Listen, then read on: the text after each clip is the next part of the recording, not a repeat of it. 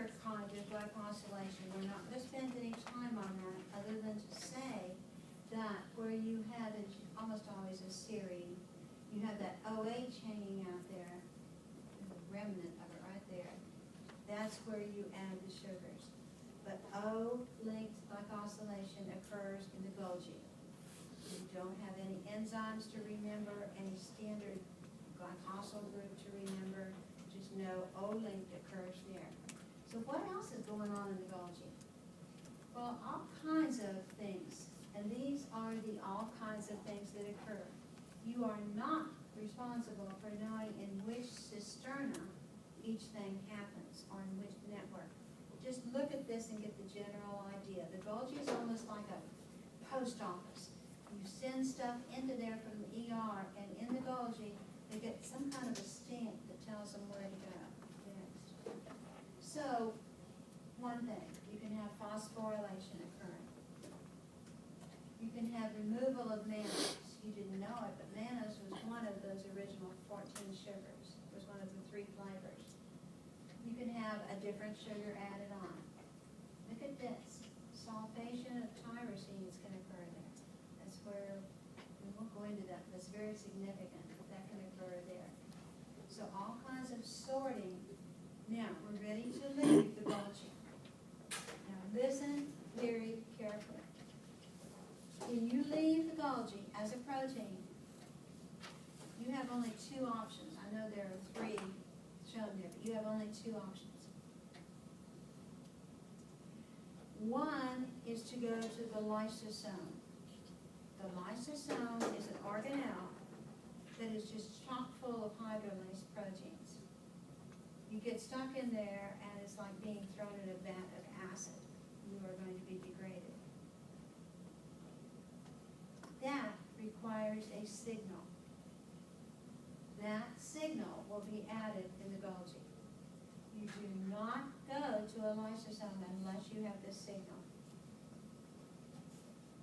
Okay, the other one, I'm lumping these 2 together.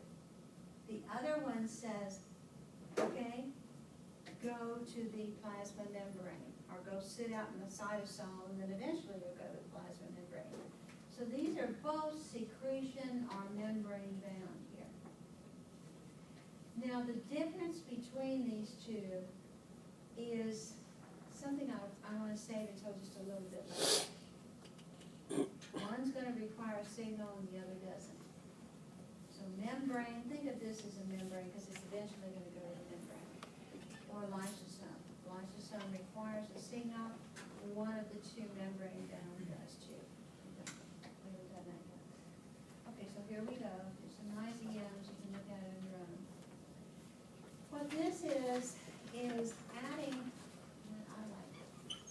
Oh, this is back to the N-linked. Where was that occurring? Good. Where was O-linked? Okay. You can look at that on your own. Okay, here we go. Very, very important. Starting with 46, slide 46. This is the signal that says, take me to the lysosome. If you're supposed to go there, you are a hydrolase. That's who lives inside the lysosome. Hydrolases are just proteins. You had to be made somewhere. You were made in the ER, and then you're taken to the lysosome. Here's what happens. You remember those sugars that we added on to the protein, the 14? Well, after we play around with it, we still have a mannose on there somewhere. Because that was one of the original 3 that were added in the 14 group. So now, what's going to happen is this. If you are a hydrolase destined to go to the lysosome, an enzyme will come in and add a phosphate to your 6' carbon of mannose. So let's look at this. Here's mannose. This is the 6' carbon. Look at that phosphate. Mannose 6-phosphate is what we refer to as being the signal that says, take me to the lysosome. Now there are going to be other proteins that have mannoses on them, other glycoproteins. They won't get taken there. only if that mannose gets phosphorylated and only at the 6' position will it be hauled off to the lysosome. So if you add a phosphate out here, boom, so what? You're not gonna go to the lysosome.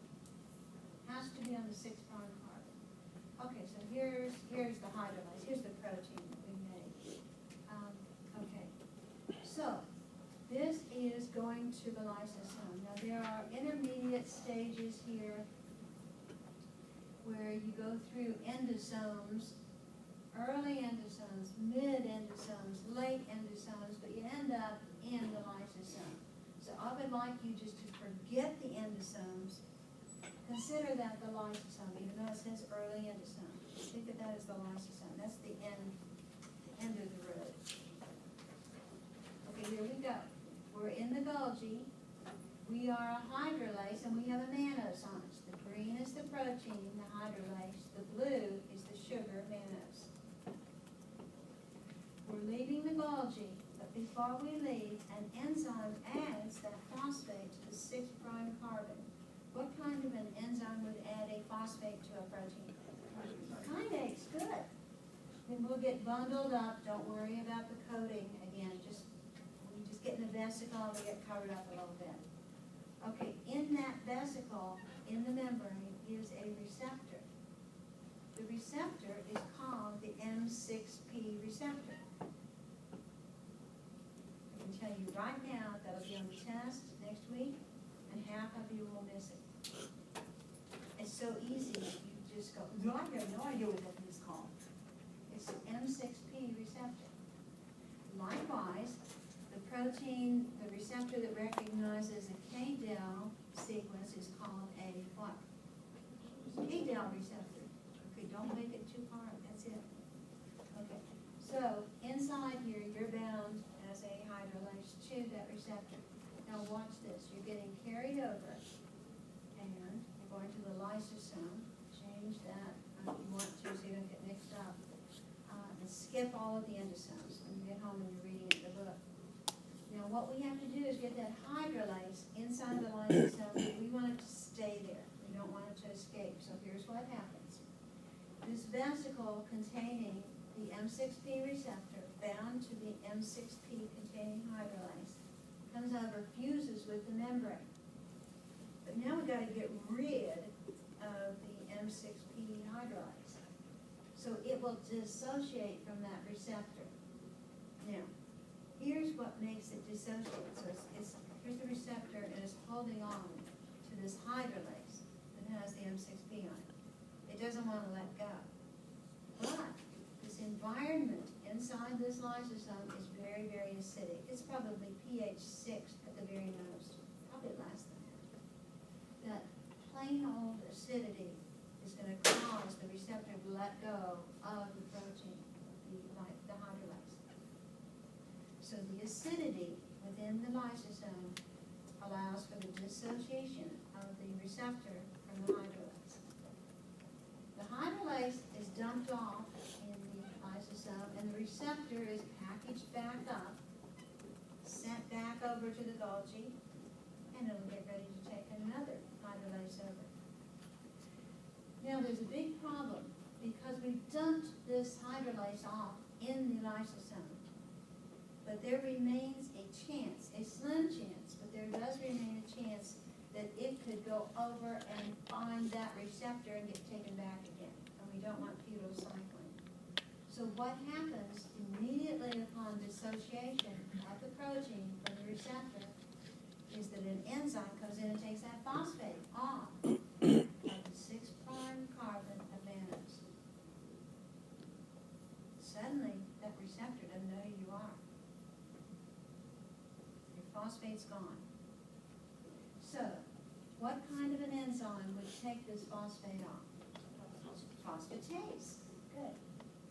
So a phosphatase removes the phosphate from the 6' carbon of mannose. That keeps you as a hydrolase stuck inside the lysosome. Okay?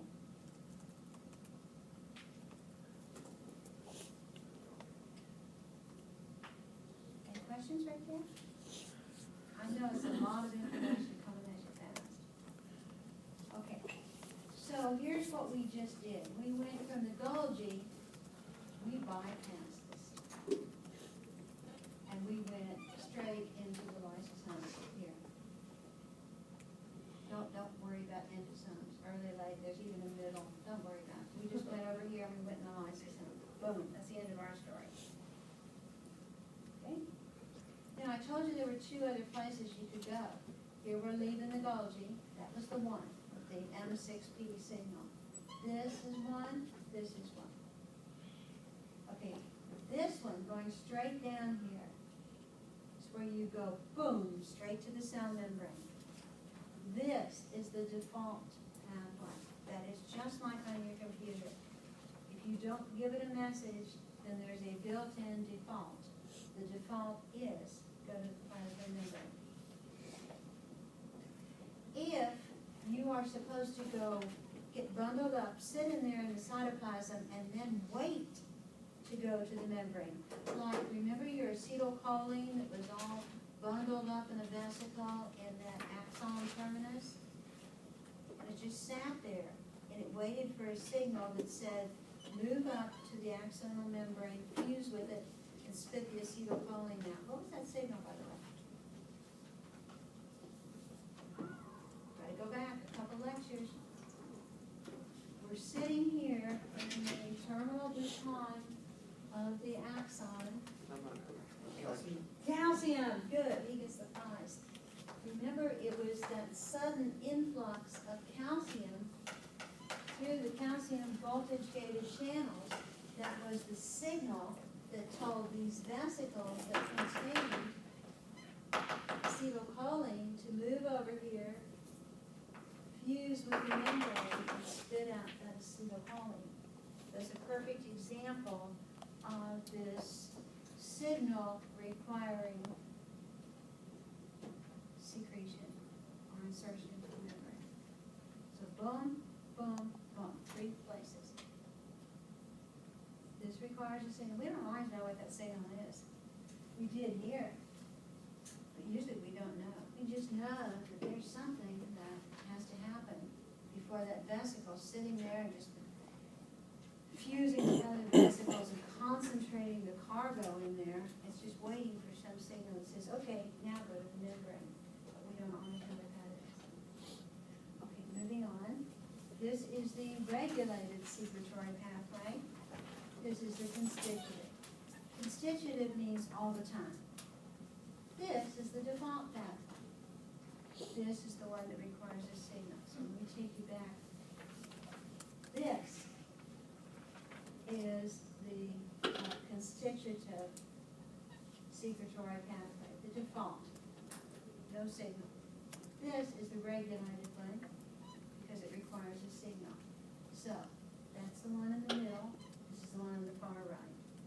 So again, you just see that you're packaged up, boom, boom, boom, boom, boom, go to the membrane, you get spit out, no signal.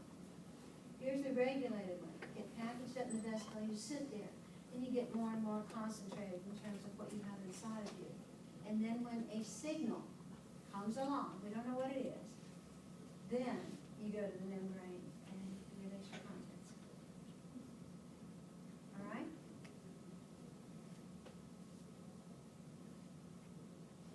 These contents, by the way, are the proteins that were made in the ER. This one shows you all 3 on the same page, slide 50. The one at the top is the M6P telling you to go where? Lysosome. 2 and 3 are the secretory ones, but the one that's the default or constitutive all the time is number 3. The one at the bottom is the one that you go out there and you sit and you wait for a signal.